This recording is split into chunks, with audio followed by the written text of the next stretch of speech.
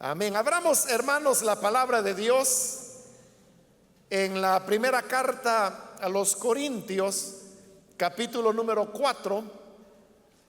Ahí vamos a leer la palabra del Señor en primera de Corintios, capítulo 4, en la continuación del estudio que estamos desarrollando los días martes en esta epístola. Y vamos a leer los versículos que corresponden en la continuación de este estudio. La palabra de Dios nos dice en primera de Corintios capítulo 4 y versículo 1, que todos nos consideren servidores de Cristo, encargados de administrar los misterios de Dios. Ahora bien, a los que reciben un encargo, se les exige que demuestren ser dignos de confianza. Por mi parte, muy poco me preocupa que me juzguen ustedes o cualquier tribunal humano. Es más, ni siquiera me juzgo a mí mismo, porque aunque la conciencia no me remuerde, no por eso quedo absuelto. El que me juzga es el Señor. Por lo tanto, no juzguen nada antes de tiempo. Esperen hasta que venga el Señor. Él sacará a la luz lo que está oculto en la oscuridad y pondrá al descubierto las intenciones de cada corazón. Entonces, cada uno recibirá de Dios la alabanza que le corresponde. Amén. Hasta ahí dejamos la lectura. Pueden tomar sus asientos, por favor.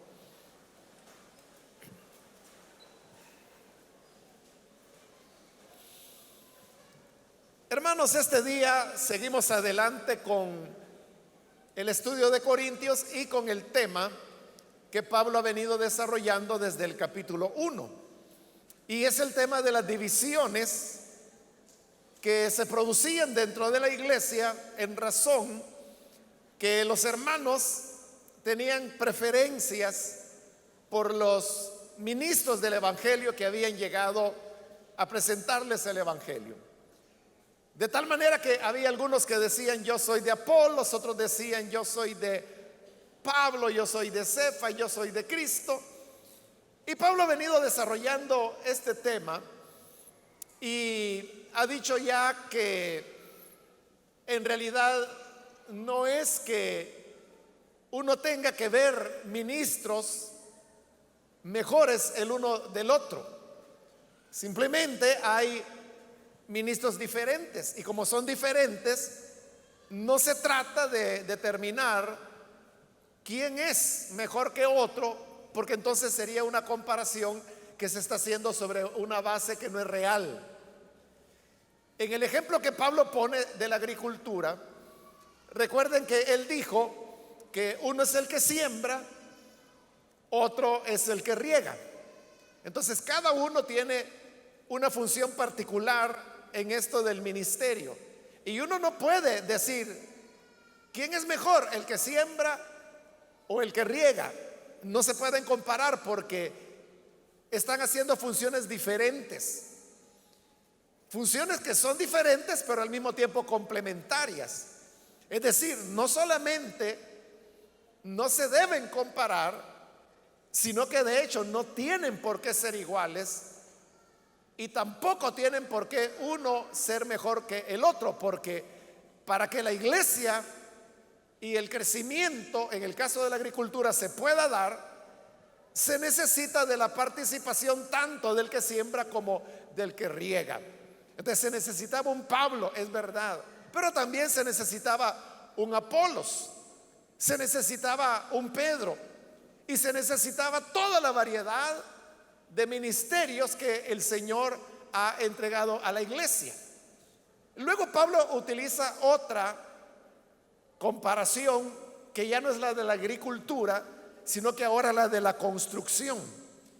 Y él dice que a él le correspondió, como el arquitecto experto, colocar la piedra que es el fundamento, es la base, es el cimiento sobre el cual se va a construir el edificio. Pero Pablo dice, eso es lo que me correspondió a mí, colocar la piedra fundamental. Luego los otros ministros habrán de venir y edificarán sobre ese fundamento. No todos los ministros harán una misma calidad de obra, porque él dice que habrán algunos que sobre edificarán con materiales preciosos, como oro, como plata, como piedras preciosas. Pero habrán otros que van a sobreedificar con materiales perecederos, como la paja, la madera, la hojarasca. Pero aún así, Pablo dice que cada quien lleva una responsabilidad. Y no somos nosotros, no es la iglesia quien tiene que juzgar quién está haciendo bien y quién está haciendo mal el trabajo. Porque hay un día que Dios ha establecido en el cual será probada la obra de cada ministro. Y Pablo dice que el fuego es el que hará la prueba. Si la obra del que sobreedificó permanece, entonces ese fuego demostrará que los materiales eran de los preciosos, oro, plata o piedras preciosas. Pero si el fuego lo consume, eso manifestará que el trabajo que hizo ese ministro era un trabajo inconsistente, porque estaba hecho con materiales perecederos que el fuego consumirá. Por lo tanto, no es la iglesia la que tiene que estar diciendo quién es mejor que otro, por las razones que hemos explicado ya, y porque al fin y al cabo el Señor es el juez y es el que habrá de dar a cada uno lo que Él determine que es lo correcto. Así llegamos, hermanos, a este capítulo 4, donde Pablo todavía va a continuar con el mismo tema, y ahora él lo va a enfocar de cómo la iglesia tiene que ver a los ministros. Entonces dice el versículo 1 que hemos leído, que todos nos consideren servidores de Cristo. Eso es algo fundamental.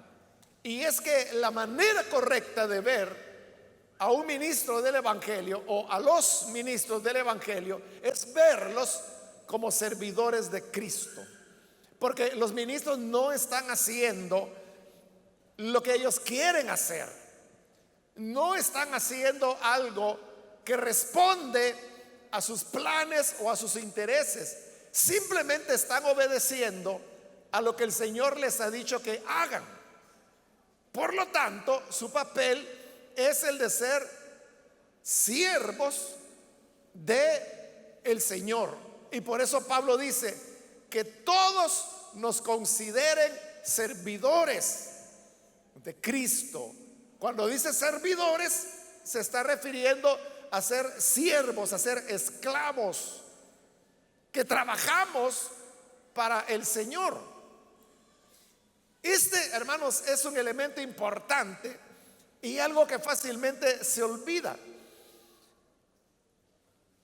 A veces, hermanos, bueno, no a veces, sino que siempre, ¿verdad? Cuando, por ejemplo, nosotros en el lenguaje evangélico utilizamos la palabra siervo, para nosotros ese es como un elogio, es como una palabra de reconocimiento que se le da a alguien. Es como un honor decirle a una persona siervo. Así lo entendemos. Es decir, que lo estamos entendiendo de la manera contraria de lo que en la Biblia significa.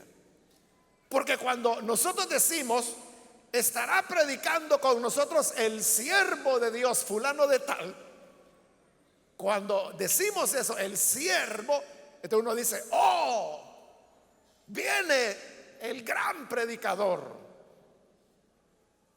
O cuando usted saluda a otro hermano y le dice, siervo, ¿cómo ha estado? Pero cuando le dice siervo, como le decía, es un saludo de respeto. Usted está reconociendo que él tiene autoridad. Pero estas cosas, que así las vemos nosotros, no aparecen en la Biblia. Ahí el significado es que siervo es un esclavo. Es alguien que está sirviendo al Señor y también sirviendo a la iglesia. El ministro del Evangelio no es alguien que se va a servir de la iglesia, sino que está para servir a los miembros de la iglesia. Es lo inverso. Y esa es la forma como se tiene que ver. Pero los corintios estaban viendo a los ministros como que si se tratase de una competencia de sabiduría o de maestros. Porque entre los maestros, y eso es así, hermano, en los ambientes universitarios, en los ambientes académicos, hay como una pugna por sobresalir sobre los demás. Y que se le considere al fulano que este es el experto. Este es el que ha hecho más estudios. Este es el que ha escrito más libros. Entonces es como una competencia de que quién sabe más. Y así es como los corintios estaban viendo a los ministros. Como que si entre ellos había una competencia y había que decidir quién era el mejor. Y ellos eran los que lo iban a decidir. Pero Pablo dice, no debe ser así.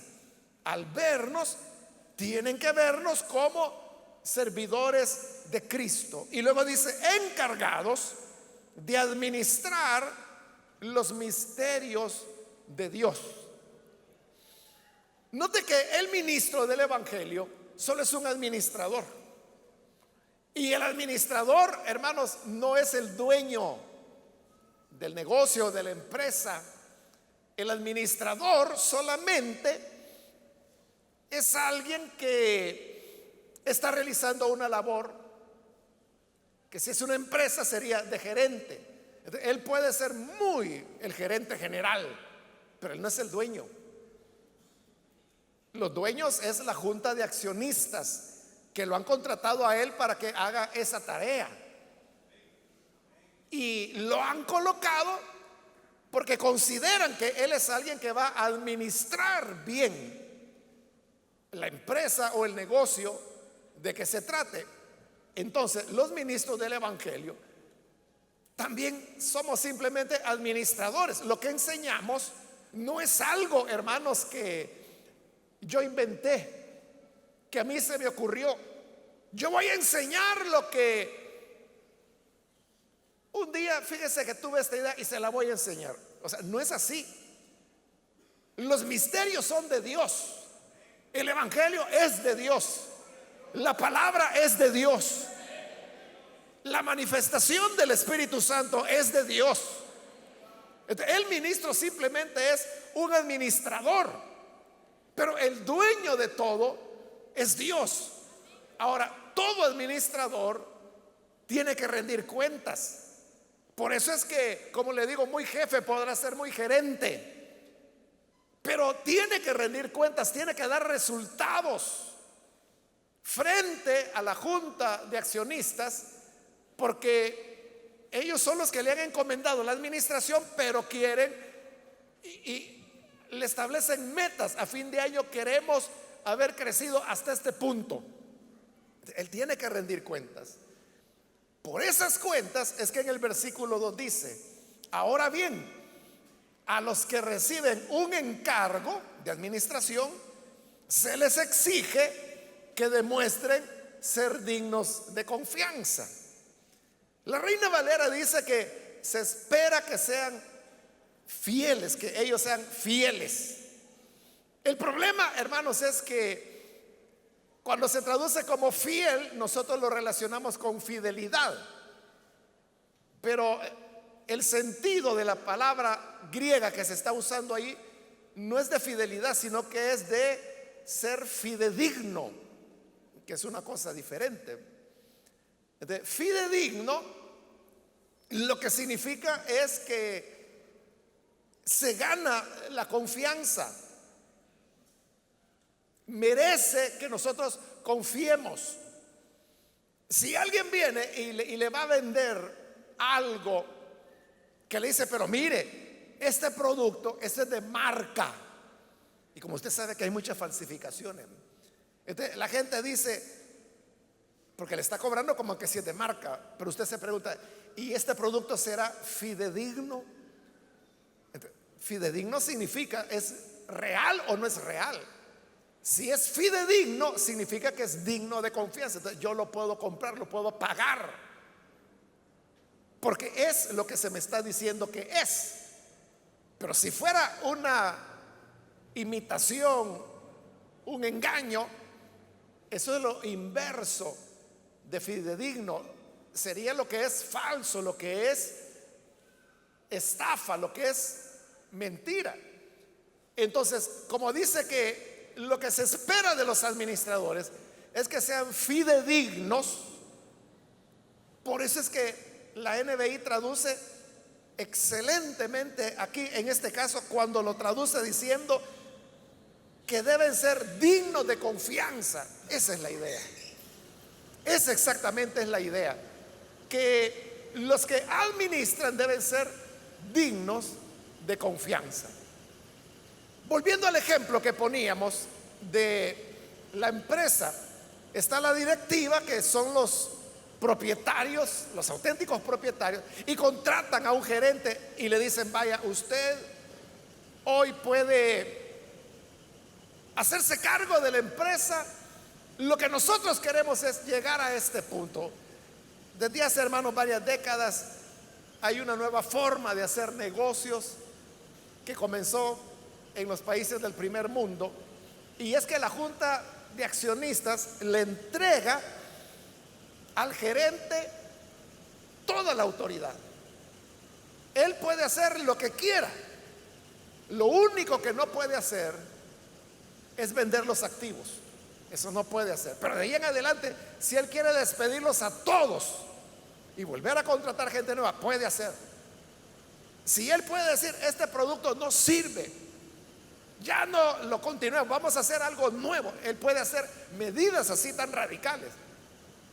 Claro, cuando el periodo termina o el año termina, entonces los accionistas, ajá, caballero, venga para acá, vamos a ver cómo ha usado la autoridad que le hemos entregado. Si son personas buenas, capaces, entonces ellos van a dar grandes resultados. Eso es ese tipo de administrador es lo que se llama los CEO, por las siglas en inglés. Entonces, el CEO, él puede hacer todo lo que le he dicho, pero un CEO, hermano, un salario de un CEO puede ser, por ejemplo, $2 millones al año. Eso es lo que ganan. O sea, son salarios astronómicos los que ganan, pero así es como hacen ganar a sus propietarios. Entonces, eso es lo que se espera. Lo que se anda buscando es que sean personas dignas de confianza.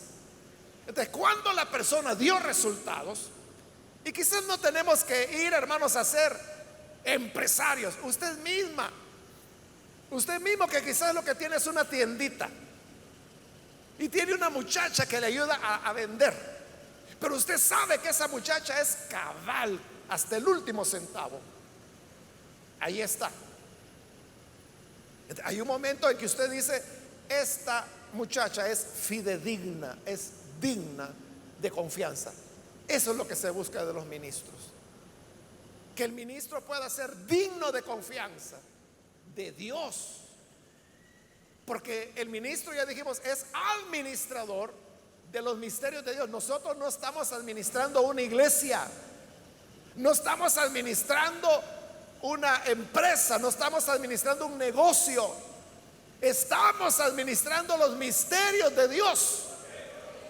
Por lo tanto, es a Él que debemos responderle, y es Él el que debe determinar si somos dignos de confianza o no. Es decir, si somos fidedignos o no. Ahora, ¿quién es el ministro que es digno de confianza? Como Pablo ha dicho, que el ministro en primer lugar es servidor de Cristo. En segundo lugar ha dicho que es administrador de los misterios de Dios. Entonces, si esas son las tareas en que se expresa el ser digno de confianza. ¿De dónde el ministro sirve al Señor para ser siervo del Señor? Parte de la palabra de Dios. Es a través de la palabra de Dios que sirve al Señor, formando, enseñando. En Efesios capítulo 4, versículo 11 y 12, la Escritura dice que el Señor ha constituido a los ministros, apóstoles, profetas, evangelistas, pastores, maestros, para la edificación del cuerpo de Cristo. Entonces, el papel de servicio a Cristo que hacen los ministros es de edificar. ¿Y de dónde edifica el ministro? De la palabra de Dios. Y luego dice que deben ser hallados fidedignos. Es decir, tienen el encargo de administrar los misterios de Dios. ¿Y a dónde se nos revelan los misterios de Dios? En la Biblia. Entonces, volviendo a la pregunta, ¿cuál es un ministro que es digno de confianza? El que es fiel a la palabra de Dios. ¿Pero qué significa ser fiel a la palabra de Dios? Significa en primer lugar respeto a lo que la palabra de Dios dice. ¿Y qué quiero decir con esto de tener respeto? Respeto a la palabra de Dios significa aceptar lo que ella dice. Aceptar lo que ella dice, aunque no sea lo que usted y yo creemos. Aunque no sea lo que determinada denominación o iglesia ha dicho, esto es lo que nosotros creemos. Pero el ministro no puede ser fiel a ese credo, digámosle, o a esa definición doctrinal, dejando de lado la palabra, porque entonces estaría irrespetando la Escritura. Pero tener respeto de la Escritura significa, hermanos, recibir la palabra tal como lo que dice. Entonces, eso es lo primero. Es digno de confianza el que respeta el texto. En segundo lugar, es digno de confianza el que enseña la Escritura. Esto, hermanos, podría parecer raro, ¿verdad? Porque uno dice, es que los ministros lo que hacen es predicar la Biblia. Pero la pregunta es, ¿de verdad los predicadores están predicando la Biblia? ¿O es que solamente leen un versículo del cual después no hablan nada y se ponen a decir lo que se les ocurre? Y se ponen a expresar los deseos de su corazón o sus inventos, sus creencias, sus maneras de pensar, y no están enseñando la palabra. Entonces, cuando digo que hay que enseñar la palabra, entonces significa que respetando el texto uno dice, esto es lo que la Biblia dice, y se enseña. Esto es lo que la Escritura dice y lo enseña. Esa fidelidad es la que hace que el ministro sea digno de confianza. Entonces, vea, las personas no juzgan por esto. ¿Y sabe por qué no juzgan por esto? Porque las personas no han sido enseñadas a amar las Escrituras, a conocerlas, al menos, hermanos, a leerlas. No han sido enseñados a eso. Entonces, la persona, el predicador, puede estar diciendo cualquier disparate y la gente le dice amén. Está diciendo una chifladura y la gente dice amén. Pero es porque no tienen un criterio, porque desconocen la escritura. En la medida, hermanos, que avanza el tiempo, la iglesia va dejando de lado la Biblia. Y se lo digo por la siguiente razón. Y es que, bueno, usted sabe que hoy hay congregaciones en las cuales los cultos se hacen a oscuras. Y cuando le digo a oscuras, es literalmente a oscuras. O sea, apagan todas las luces porque lo que van a iluminar es la plataforma donde está la música, porque ese es el centro, o donde va a pasar el hombre, que es el hombre espectáculo, que a veces ni usa la Biblia. Yo ya le he contado, hermano, varias experiencias. Me acuerdo en una ocasión me invitaron a una iglesia, de esas iglesias que hacen el culto a luz apagada. Y cuando llegó el momento que yo iba a predicar, o sea, yo llevaba mi Biblia, por supuesto, ¿verdad? Pero no tenía dónde ponerla. Bueno, ese fue el primer problema, que yo no tenía en qué apoyarla, hasta que alguien llevó un atril chiquitito, pero vaya, ya tenían que apoyarlo. Pero cuando yo quise leer, hermano, no veía. Es que estaba tan oscuro, porque allí no acostumbran leer la Biblia, y menos la gente no lleva Biblia ahí. Eso ya se los he contado. A mí me dio mucha pena, pero yo les tuve que decir, mire, al hermano que estaba atrás, que era el encargado del sonido y de las luces, le dije, mire, hermano, disculpe, pero por favor, pudiera encenderme una luz para poder leer. Y ya me puso una luz. Entonces yo pude leer, pero la gente estaba en tinieblas. Pero vea, no es que se le olvidó, no es que no se había dado cuenta que ya era la hora de la predicación. Lo que pasa es que el pastor de él predica sin Biblia. Y si usted me dice, entonces, ¿qué predica? Inventos.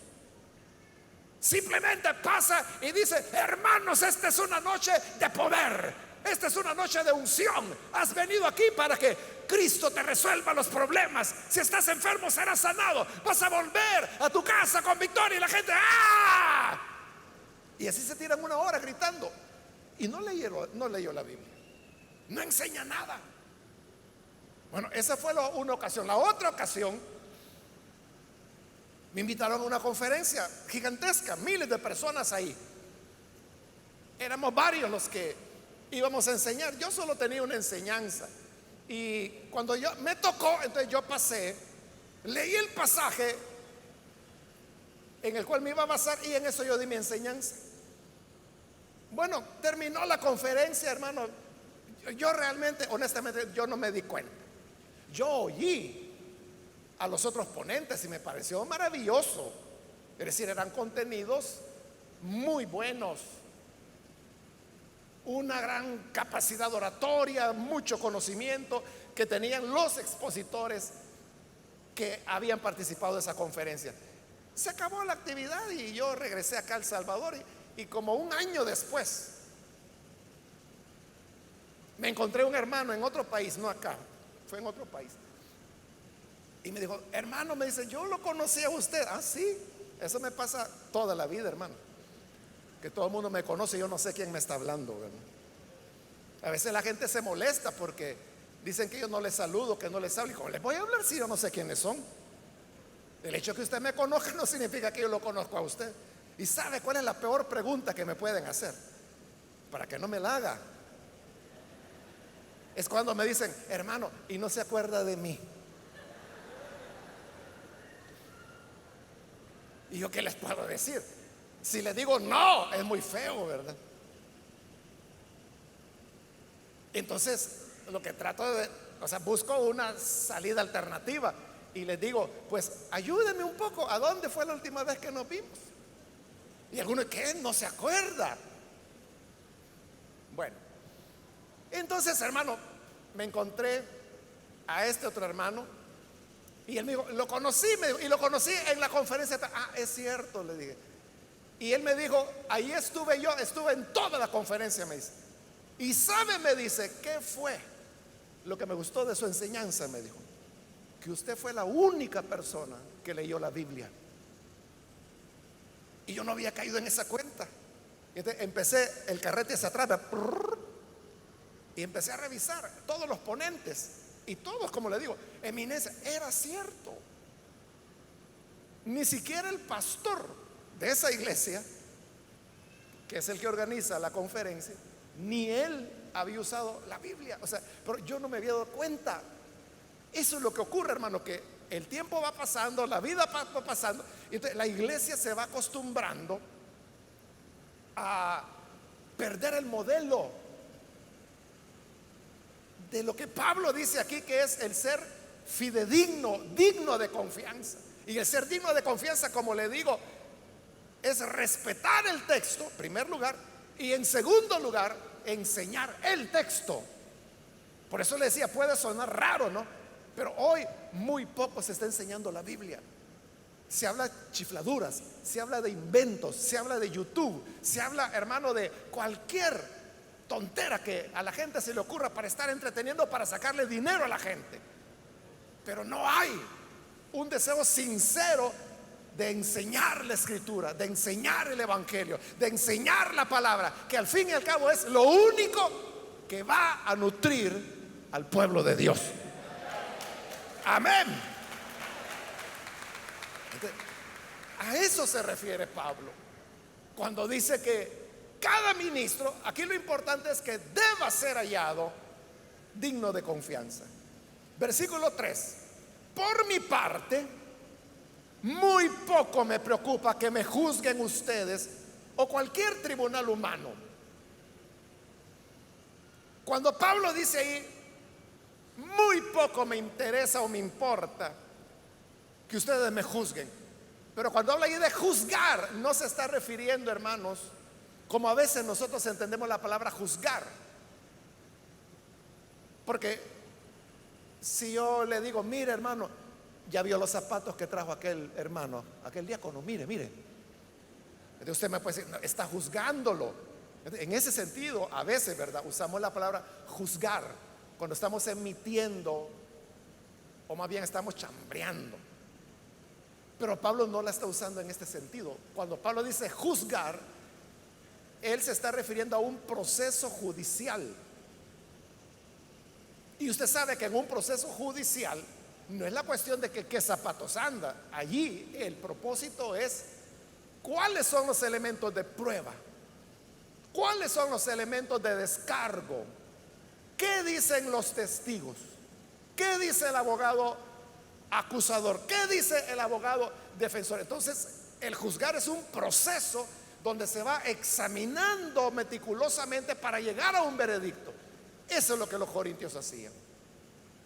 Juzgaban a Pablo y a los otros ministros, pero principalmente a Pablo. Y él dice, en muy poco yo tengo que ustedes me anden escarbando la vida y que me anden indagando y preguntando e investigando. Y dice, muy poco me preocupa que me juzguen ustedes o cualquier tribunal humano. Tribunal humano. Fíjese que esto es bien interesante, porque en el original no dice tribunal, sino que lo que dice es bien raro, fíjese, pero lo que dice es día humano. Día humano. Entonces, lo que dice en el griego es, muy poco me preocupa que me juzguen ustedes o cualquier día humano. Entonces, si lo que Pablo escribió o dictó es que no le interesaba lo que pudiera decir cualquier día humano, ¿por qué fue traducido tribunal humano? Porque si ellos hubieran traducido día humano, ¿quién entiende eso? ¿Cómo es eso? Ser juzgado por cualquier día humano. Como no tiene sentido, aún la Reina Valera, que es una traducción literalista, puso tribunal humano, es porque eso ya le da sentido. Pero hermanos, como a nosotros nos gusta aprender, ¿por qué Pablo dijo día humano? Porque él está haciendo referencia a lo que antes ha dicho en el capítulo 3, cuando él habla que vendrá el día del Señor, cuando se va a manifestar la obra de cada uno. El 13 es, capítulo 3, versículo 13. Hablando a los ministros siempre dice, su obra se mostrará tal cual es el día del juicio. Entonces, hay un día del juicio cuando el Señor es el que va a juzgar. Entonces, como viene ese día del Señor, cuando el ministro será juzgado, Pablo dice, a mí no me importa lo que el día humano diga. Ahí tiene sentido, ¿verdad? En otras palabras, lo que él está diciendo es, no me importa cómo me juzguen los hombres. Si me dicen que soy una desgracia de ministro, no les voy a creer. Y no me importa cómo me califiquen, cómo me juzguen, porque no voy a aceptar ningún criterio humano, ningún juicio de día humano, porque lo que va a revelar la verdad es el día del juicio, cuando el Señor manifieste la realidad de las cosas. Por el otro lado, lo contrario, si ustedes dicen que soy una maravilla, que soy un gran predicador, que soy el rey de los ministros del evangelio, tampoco les creo, porque es un edicto de día humano y eso no importa. Lo que importa es lo que el día del juicio revele. Y aún va más allá Pablo y dice siempre en el versículo 3, es más, ni siquiera me juzgo a mí mismo. Vaya, porque Pablo mismo es un hombre. Pablo podía ponerse a pensar, un día que la tentación le agarrara, ¿verdad? Él podía ponerse a pensar, es que realmente yo predico mejor que Apolos. Es que Apolos es nuevo, yo tengo más experiencia. Pedro, no, si Pedro es un Galileo que apenas aprendió a leer, pero yo fui educado bajo Gamaliel, no, yo soy mejor. Entonces dice Pablo, yo no me juzgo, dice Pablo, pero aún si me juzgara, yo no aceptaría mi propio juicio.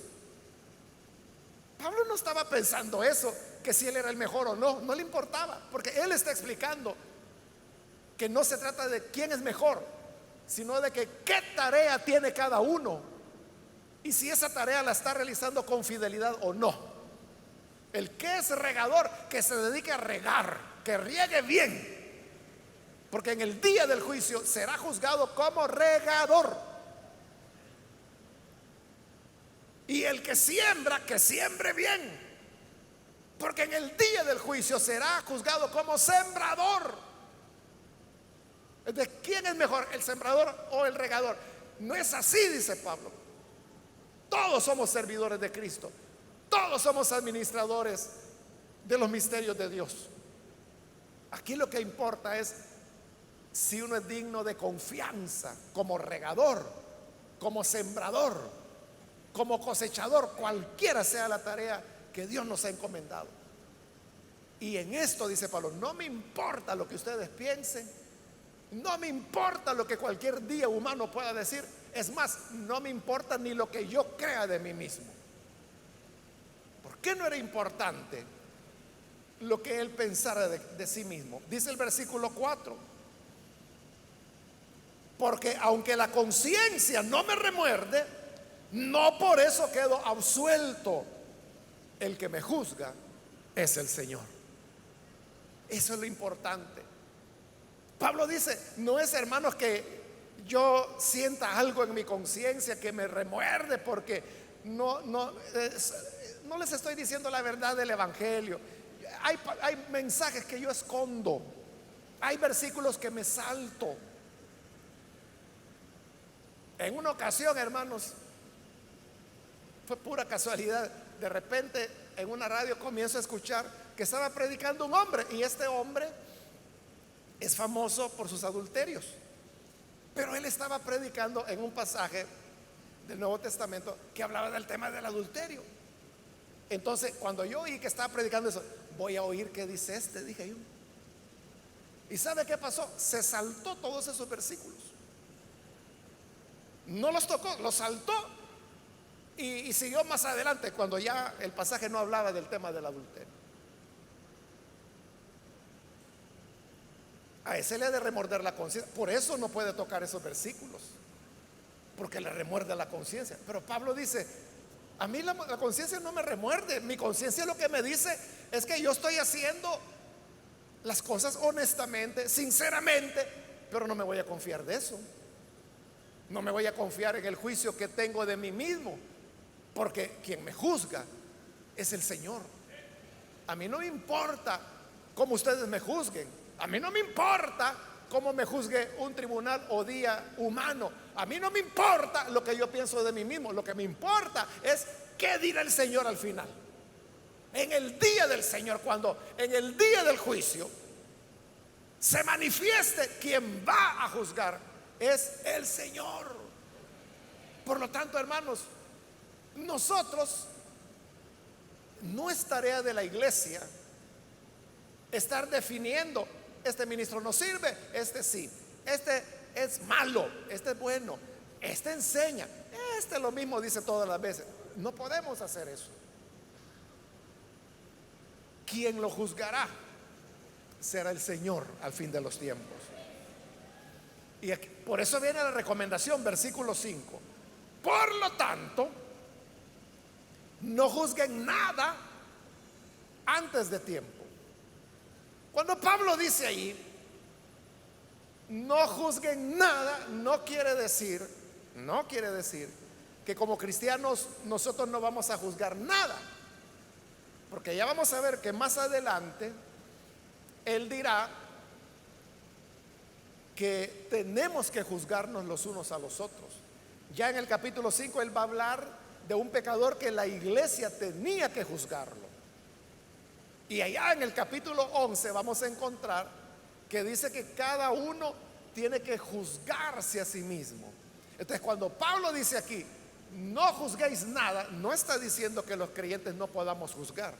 Lo que está diciendo es que no tenemos que juzgar en el sentido que los corintios lo hacían. ¿Quién es el mejor predicador? Ese tipo de juicios no hay que hacerlos, porque eso le corresponde al Señor. Pero luego, si hay una situación de pecado en la iglesia, Pablo ordena que hay que juzgarla. Incluso, ya vamos a llegar por ahí, Pablo les pregunta: ¿o no saben que ustedes tienen que juzgar al mundo? ¿No saben que la iglesia es la que va a juzgar los ángeles? Mire qué tremendo. Cuando lleguemos ahí lo vamos a ver.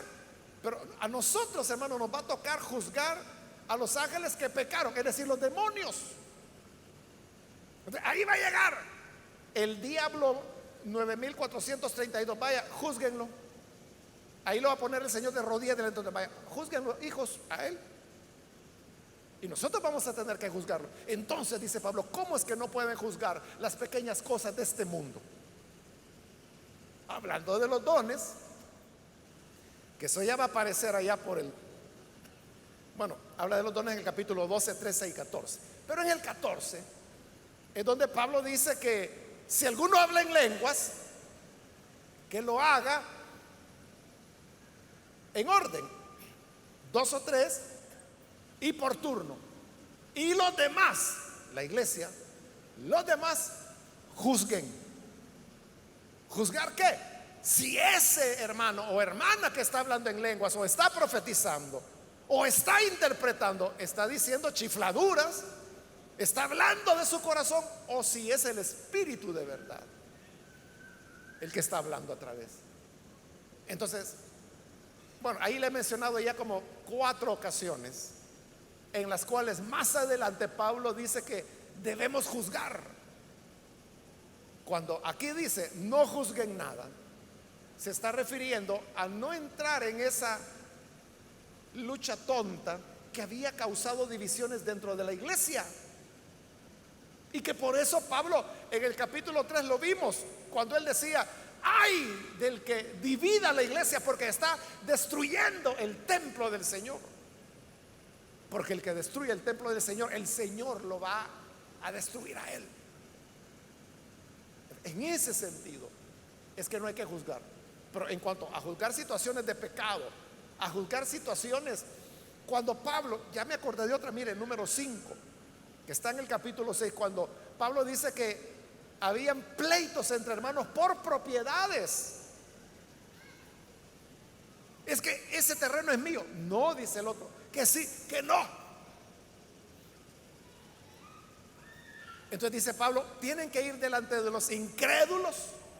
¿Por qué no lo juzgan ustedes dentro de la iglesia? ¿Acaso no hay sabios dentro de la iglesia que juzguen esta situación?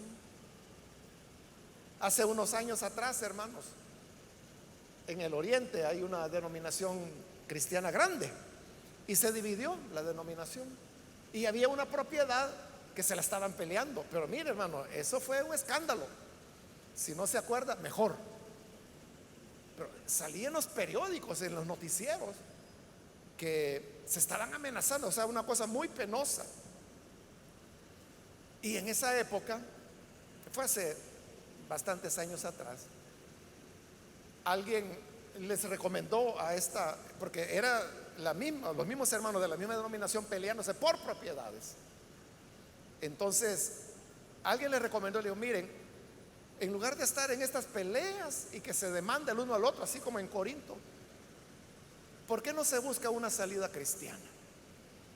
¿Por qué no presentan el caso a la Alianza Evangélica y que sean los hermanos de la Alianza Evangélica los que determinen quién tiene la razón? Eso fue hace años, hermano. Yo no tenía mayor relación con la Alianza Evangélica en esa época. Entonces, y aceptaron las dos partes. Dije: está bien, dijeron. Y cada parte llegó delante de los hermanos y le dijeron: mire, esta y esta es la situación, estos son los documentos que tenemos, esto es lo que pasa, el conflicto. Bueno, las dos partes oyeron a las dos partes. Y luego los hermanos se quedaron deliberando y ellos dijeron: bueno, demos una respuesta salomónica. Y juntaron a las partes y le dijeron: hermanos, consideramos que la salida de esta situación es que esta propiedad quede acá, esta acá. Hicieron todo, como digo, la manera más sabia que se pudo. Y las dos partes dijeron: amén, hermanos, así vamos a hacer. Salieron de ahí, salieron peleándose, no hicieron caso, y el escándalo siguió. Bueno, fue irreparable, hermanos, y triste la situación que se dio. Eso es lo que Pablo le decía a los corintios que había que evitar, y que por eso debía haber hermanos sabios dentro de la iglesia que consideraran ese tipo de situaciones para que no tuvieran que ir delante de los incrédulos, porque la iglesia debería tener la capacidad de juzgar eso. Entonces, cuando dice no juzguen nada, se está refiriendo a ese pecado que estaban cometiendo de provocar divisiones buscando favoritismo de ministros. Eso es lo que les dice: ese tipo de juicios no los hagan. Y les dice: antes de tiempo, porque él ya dijo en el capítulo anterior que hay un día de juicio. Entonces, si hay un día en el cual el Señor ya dijo que Él va a juzgar a cada ministro, entonces ¿para qué nos vamos a adelantar? ¿O no le cree usted a Dios? ¿O cree usted que es mentira cuando dice ahí que Él va a juzgar a cada uno y que el fuego probará la obra de cada ministro? ¿Creemos o no creemos? ¿O cree que usted puede hacer mejor las cosas que Dios? Si Dios las hace mejor, entonces dice Pablo: ¿para qué van a estar juzgando antes de tiempo? Si ya hay un tiempo. Por eso es que él rechaza lo que pueda emitir cualquier día humano, porque hay un día de Dios, hay un día del juicio donde Él juzgará. A mí no me importa, dice Pablo, lo que hoy puedan decir. Lo que me importa es lo que el Señor dirá. cuando ese día llegue. Y oiga, aquí viene lo tremendo. Él sacará a la luz lo que está oculto en la oscuridad. Es decir, que el Señor no viene a juzgar de acuerdo a lo que se ve, sino que dice que Él viene a sacar a sacar a la luz lo que está en la oscuridad, lo que está oculto. Es decir, que para nosotros los seres humanos hay cosas, hermanos, ocultas. Ocultas. Mire, le voy a decir algo. Eso es real. Esto ocurrió también hace años, 20 años atrás, algo así. Vino aquí a El Salvador un predicador muy conocido, conocido mundialmente. Y vino a El Salvador a predicar en algunos lugares. Y el hermano, que no es de nuestra misión, que organizaba esas visitas y esas actividades, él ya ni siquiera vive en el país, pero éramos amigos, nos conocimos y él me tenía cierta confianza. Entonces, cuando este hermano, el famoso predicador, se iba, él lo fue a dejar al aeropuerto. El problema es que, no sé por qué le pasó eso al hermano, pero va a recogerlo al aeropuerto para sacarlo del hotel, ¿verdad? Porque estaba hospedado en un hotel. Entonces, lo recoge del hotel para llevarlo al aeropuerto porque ya era su vuelo. Pero el hermano no llevaba el dinero para pagar la estadía del famoso predicador que había estado en el hotel. Y como si no pagan no lo dejan salir. Entonces, ahí en ese momento él me llamó por teléfono y me dijo: mira, hermano, estoy aquí en el hotel y tengo que ir a dejar al famoso predicador al aeropuerto, pero tengo que ir ya y no tengo dinero para pagar. Usted no podría hacerme el favor de venir, me dice, y pagar, y ahí me guarda las facturas, me dice, y después yo se lo voy a reintegrar. Vaya, le dije, no tenga pena. Y creo que en el hotel le creyeron, porque cuando yo llegué ya él se había ido, lo habían dejado ir. Entonces yo llegué: mire, vengo a pagar la cuenta del señor fulano de tal. Ah, sí, me dijo el muchacho ahí. Y empezó a imprimir, ¿verdad? Porque yo le dije: necesito los recibos porque así me han dicho. Bah. Y entonces él: es tanto, me dijo. Ya ni me acuerdo cuánto era. Entonces vine yo y pagué. Pero como me dio todos los recibos, y ahí venían detallados lo que había comido, lo que había desayunado, cenado, almorzado, todos los gastos que había hecho, vienen detallados ahí en la cuenta. ¿Y sabe qué, hermano? Todas las noches, o ya ni sé si decirle o no decirle, pero todas las noches él había estado viendo 2 o 3 películas pornográficas que se ordenan desde la habitación, desde la pantalla, pero van quedando registradas. Entonces, como a mí me dieron todo, entonces cuando yo lo vi y digo: y este es el gran predicador. Por eso es que no le digo el nombre, pero es un hermano mundialmente conocido. Y mire, cuando yo vi eso, ahorita mismo le dije, ya ni sé si decirle o no, me da pena decírselo. Y ¿sabe qué? Me dio pena que el hermano que había organizado la visita de él y todo eso supiera.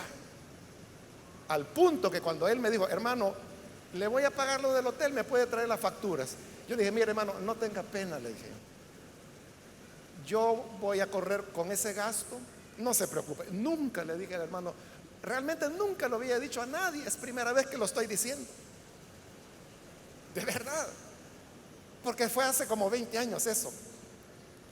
Entonces vea, eso es lo que Pablo dice, que cuando llegue el día del Señor,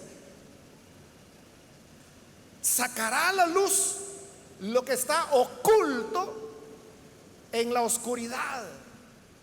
Son las cosas que Dios sabe, pero que los hombres no saben, porque el hombre solo ve la imagen, solo ve y dice: es que mire, si yo le dijera el nombre y usted le pregunta a usted mismo, con solo que le diga el nombre, usted me va a decir: ¿qué? Y si usted va y le pregunta a cualquiera: ¿usted ha oído hablar de ese predicador? Claro que sí, le va a decir. ¿Y qué concepto tiene del poder de Dios? Ese es un hombre poderoso, le va a decir. pero Dios sabe los secretos de él. Y yo un poquito, por la razón que me tocó, ¿verdad? De ir a pagar, y ahí quizás él nunca pensó de que en el estado de cuenta iba a ir todo detallado, y ahí va. Es que ya no me acuerdo, hermano, cuántos días estuve, pero sí yo me recuerdo que eran 2 o 3 películas por noche. Y entonces, si por decir algo fueron 3 días, algo así, no me acuerdo, multiplique 3 por 2 o por 3. Entonces, y eso obviamente después de haber predicado, ¿verdad? Llegaba al hotel a ver eso, porque ahí marcaba la hora y todo, ¿verdad? El precio de cada una. Entonces, hay muchas cosas así que son las que el Señor sacará a luz.